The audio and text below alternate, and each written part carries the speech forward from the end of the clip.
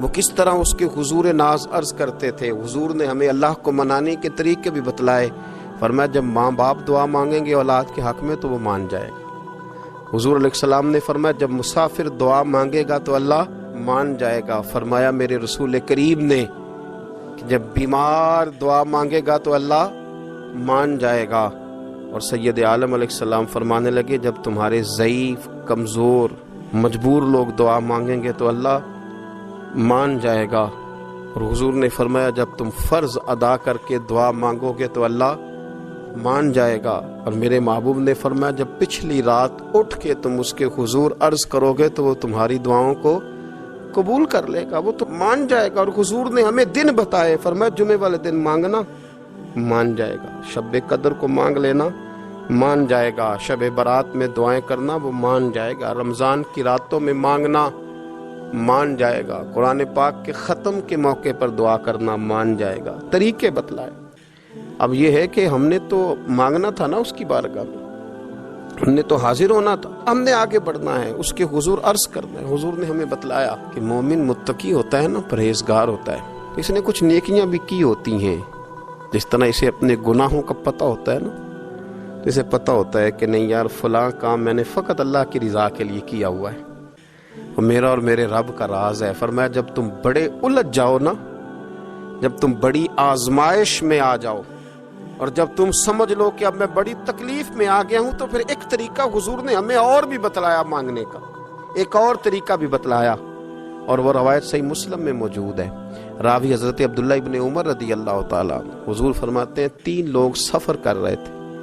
یہ آپ اندازہ فرمائیے, صحیح مسلم کی حدیث ہے. ایک یہ رنگ بھی ہے اللہ کو منانے کا, ایک یہ انداز بھی ہے اس کی بارگاہ میں گزارشات پیش کرنے کا, یہ بھی ایک طریقہ حضور نے ہمیں بتلایا. اگرچہ اپنی نیکیوں کو چھپانا چاہیے, نیکیاں جو چھپی ہوئی ہوتی ہیں وہ قیمتی ہوتی ہیں.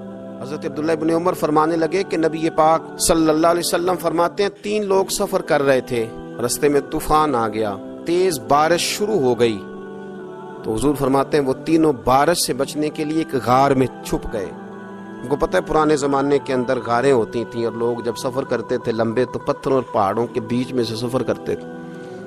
وہ غار کے اندر چلے گئے.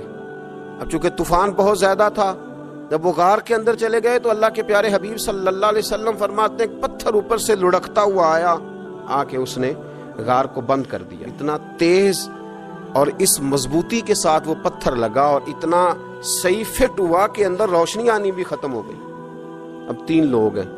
تھوڑی دیر تو وہ پریشان رہے کہ شاید اب کبھی بچ نہیں سکیں گے, شاید چاروں جانب اندھیرا ہی ہے اور اندھیرا ہی رہے گا, شاید یہاں سے نکلنے کے لیے اب ہمیں کوئی رستہ میسر نہیں آئے گا. وہ پہلے تو پریشان ہوئے, پھر کہنے لگے یار اس طرح کرو, اگر کوئی زندگی میں نیکی کی ہے نا تو ذرا اس نیکی کو یاد تو کرو, اور یاد کر کے اس مالک کے حضور عرض تو کرو, کریم ہے کوئی آنکھوں شاید من جاوے, کم تتڑی دا بن جاوے, عرض تو کرو. یہ آپ اندازہ فرمائیے, یہ بات بیان کون کر رہا ہے؟ یہ مدینے والے رسول بیان کر رہے ہیں, یہ نبی پاک علیہ السلام نے بیان فرمایا. رسول کریم علیہ السلام نے ہمیں بتلائی یہ داستان محبت. حضور فرمانے لگے ایک نے ان میں سے ہاتھ اٹھائے, اور اس نے انداز کیا چھیڑا, عرض کرنے لگا اللہ تو جانتا ہے نا میں نے بکریاں رکھی ہیں, میں غریب ہوں, مزدور ہوں, اور مالک تو یہ بھی جانتا ہے کہ میرے بچے بھی ہیں, بیوی بھی ہے, پر میں جب بھی گھر لوٹا ہوں تو دودھ میں نے بچوں اور بیوی کو پہلے نہیں دیا, بوڑھے ماں باپ کو پہلے دیا.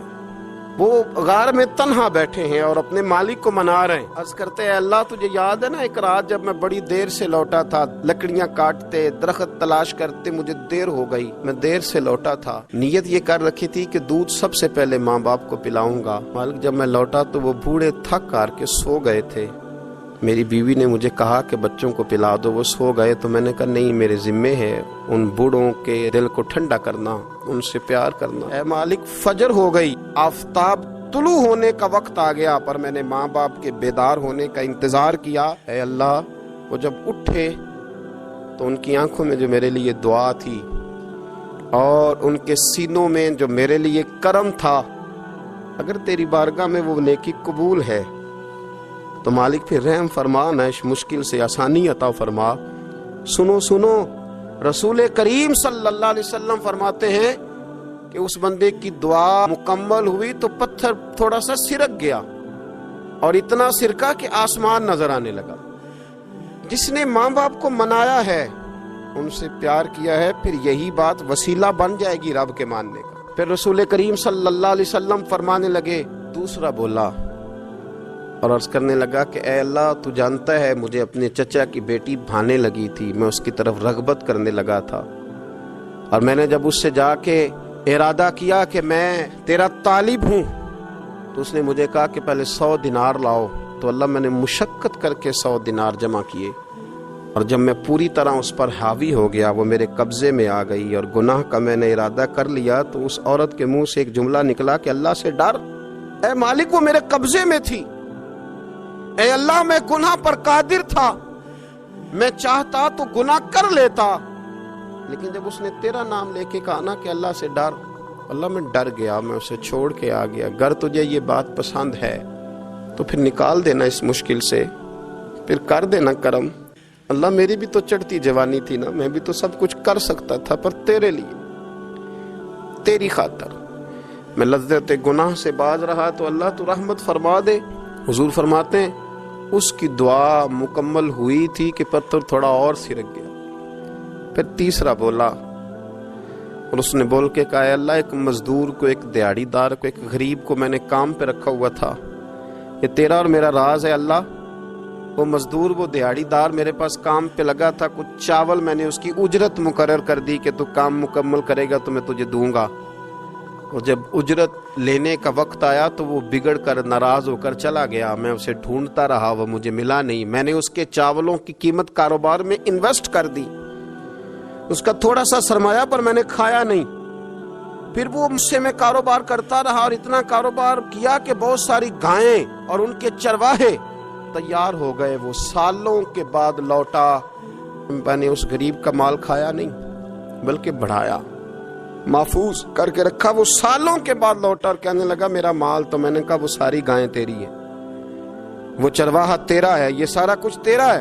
تو کہنے لگا تو مجھ سے مذاق کرتا ہے، میں غریب کہاں اور اتنی بڑی گائیں کہاں، تو مذاق کرتا ہے؟ تو میں نے کہا مذاق نہیں، میں نے اپنے رب سے ڈر کے تیرے مال کی حفاظت کی، یہ تیرا ہے، اے اللہ میں کھا بھی تو سکتا تھا نا، پر تجھ سے ڈر کر میں نے وہ سارا محفوظ رکھا۔